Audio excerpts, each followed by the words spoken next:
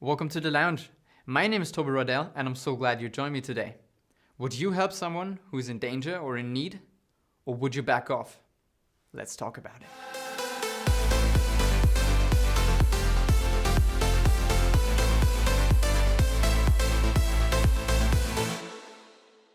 Every once in a while, a topic like civil courage is all over the news because of some heroic rescue in an accident, for example.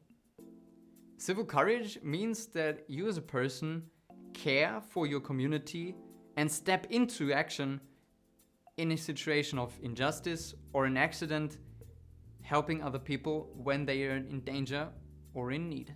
But especially in accidents or in other severe incidents, there is a phenomenon that is very well known, and this is exactly the opposite of civil courage. And this is the non-helping bystander effect, on which we will talk about a lot today. What the effect basically means is that the more people are around a scene, an accident, the less likely it is that even one of them will help. This can be either by directly interfering into the situation or by calling for an ambulance, calling for the police, or something alike. The non-helping bystander effect is proven in dozens or hundreds of social experiments, and the effects of it are really, really detrimental. How the non-helping bystander effect basically works is, as I said before, the more people are at a scene, the less likely it is that some of them will help.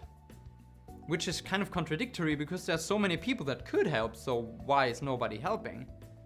It is because of the fact that people pass on their responsibility when they can. There are so many people around, someone for sure must have helped already, or someone must have called the police already. In fact, everybody thinks that, and in the end, no one helps. So by knowing that the more people are around, the less likely it is that somebody else will help. Would you help? For that, let me tell you a little story. This story is a sad story. It does not have a happy end. But for me, it was an eye-opener, and that's why I want to pass this story on. So there is this girl. She's not quite 18 yet. And she's on her way home from a friend's house. It's not even late yet. It's still daylight. It's 6 p.m. in the summer, and she's making her way home. She lives in a big block where there are about 100 apartments, and those apartments are arranged in a square. Yeah? So in the middle there's a little place which is usually used for parking a few cars or having a place to put your bicycles. As she's making her way across this little place to get to her entrance, a stranger comes up to her from behind and stabs her with a knife into the back. All of a sudden, she doesn't realize what's going on. She only feels pain and sinks down to the floor. The stranger just rushes off. She immediately starts screaming for help because she's in so much pain and agony. But no one responds. Nothing happens. And after a full hour, after 1 hour of pain and agony, there's only silence because she bled to death. Doctors later responded to this case that the wound was anything but lethal. If treated immediately, she could have been easily saved, but during that whole time, not a single call for an ambulance or police took place. The police investigated in how that could happen, and they asked the people and tried to find out how many people were actually at home out of those approximately 100 apartments. And what they found out was quite shocking and partially really disgusting. Almost every one of those 100 apartments the people were at home. Many of them told the police that they heard her scream, but they did not call the ambulance or the police for different reasons. Some of them were afraid. And some of them even responded that they turned their speakers or their TV louder so that they did not have to hear her screams anymore. Wow. So this girl did not have to die at all. The perpetrator, the one who stabbed her, was never found. And this girl should still be with us. Deep breath. There's always this conflict in every one of us. This feeling or the need to help somebody. I would like to describe it as a inner nature of wanting to help somebody else who's suffering, because seeing them suffer hurts yourself. And this inner nature of helping or of wanting to help always is in a conflict with you not wanting to get pulled into a situation that could be dangerous for yourself, or where you do not know what the outcome could be. And that's perfectly fine. That's always a good idea to save yourself before others. Do not bring yourself into any risky situation you probably could not handle. But you can always call. You can always call.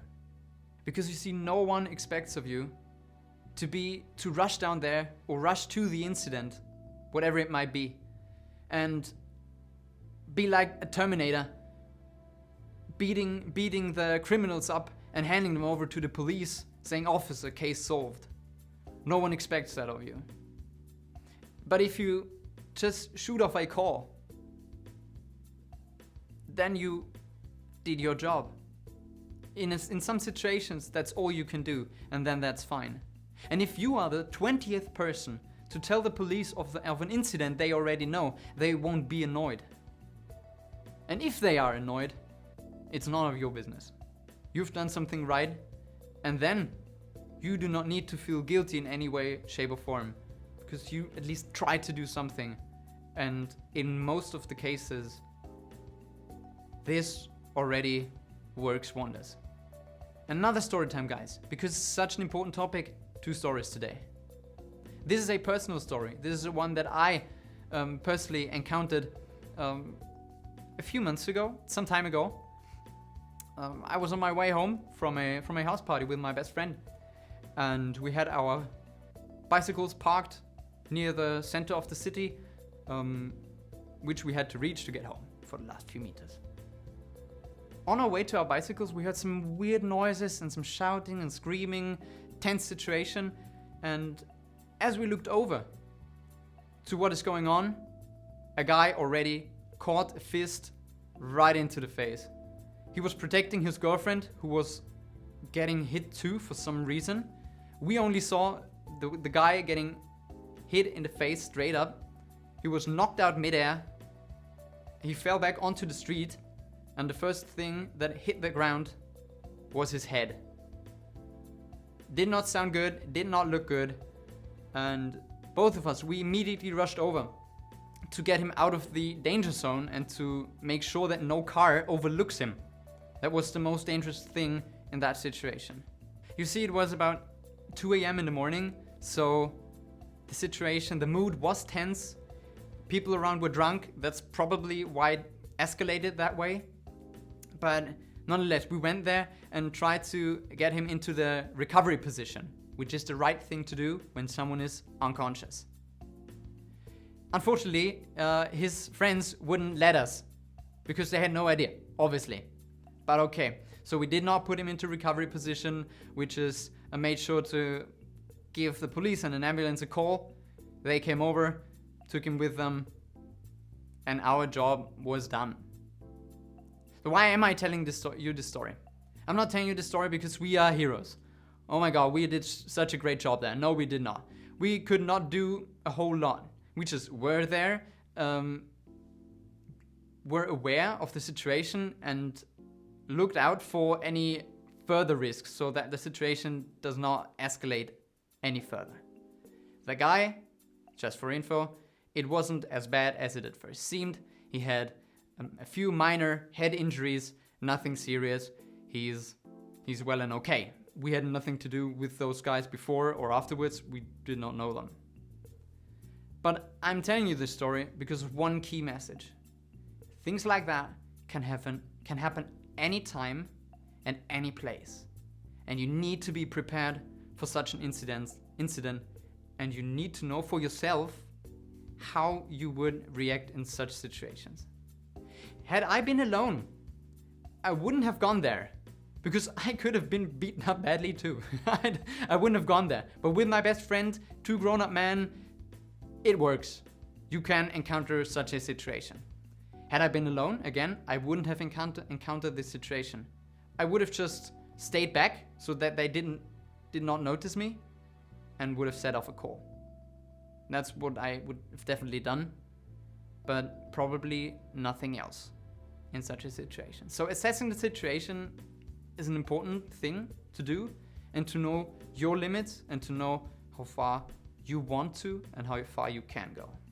All in all, guys, don't be the one to just stand by. Be the one who helps. Be the one who does something. But far more important is, do not be a non-helping bystander. So if you liked today's video, consider giving it a thumbs up. Or if you have any opinion on today's rather tough topic, just put them down in the comments below. I'm happy to read any of your opinions. Having said that, my name is Toby Roydell. I'm so glad you joined me today, and I hope to see you again next time, safe and sound, here in my lounge.